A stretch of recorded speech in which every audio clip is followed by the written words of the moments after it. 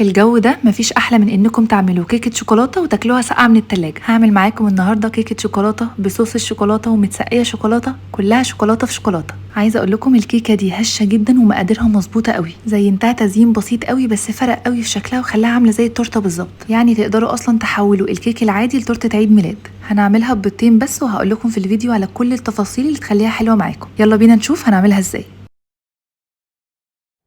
اول حاجه هتجيبوا الخلاط بتاعكم وهتحطوا فيه كوبايه من السكر وبعدين كوبايه من اللبن، وهتضربوهم كويس جدا مع بعض لحد ما تتاكدوا ان السكر داب تماما. بعد ما ضربتهم ضفت 3 معالق كبيره مليانه على اخرهم من الكاكاو الخام وكوبايه الا ربع من الزيت، واختاروا زيت يكون نوعه كويس، وهرجع اضربهم تاني.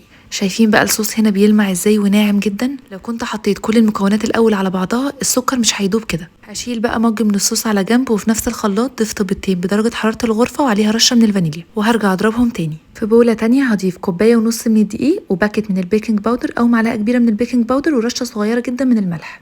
هنزل بقى عليه بخليط البيض اللي احنا ضربناه، وهقلب بقى كويس جدا عشان مش عايزه يكون فيه اي تكتلات للدقيق. في المرحله دي بقى هنضيف لبن. هتحسوا كده مع التقليب ان الخليط بقى سميك معايا ومش ناعم، فهضيف نص كوبايه من اللبن هتظبط القوام. وهنستخدم مج واحد في معايره كل المقادير. ودايما وانتوا بتعملوا الكيك ما تلتزموش بمقدار سوائل معينه، انتوا تشوفوا بنفسكم الكيك لو كان سميك قوي او سايل قوي فتظبطوا القوام. هقلبهم بقى كويس مع بعض لحد ما يوصلوا للقوام ده بالظبط. ططنت هنا القالب اللي هدخله الفرن بالزيت والدقيق، نزلت عليه بقى بخليط الكيك وهدخله فرن ساخن مسبقا على درجه حراره 180 رف وسط. هي قعدت معايا 25 دقيقه، بس طبعا الموضوع بيختلف من فرن للتاني. اختبروها بعد تلت ساعه بالخله، لو طلعت نضيفه يبقى استوت. هسيب بقى الكيك على جنب لحد ما يبرد تماما، وهنحضر خليط التسقيه.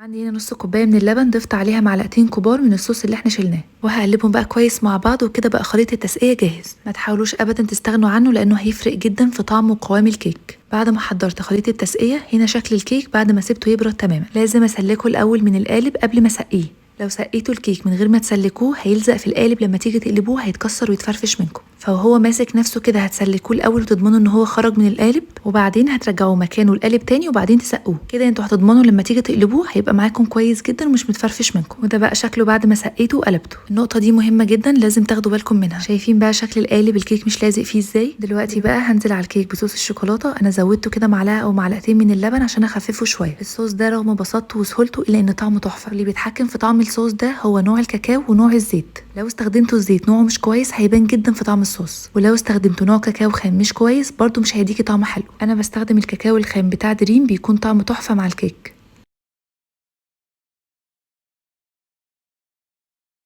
وده الكيك التاني انا قلبته وسقيته ونزلت عليه بالصوص. انا قلبت الكيك هنا عشان المسام تشرب الصوص كويس. انا زينته بقى بسكوت شوكولاته بديل للاوريو، وعملت كده خطوط من الشوكولاته بالحليب، وعملت نفس الموضوع في الكيك المدوره.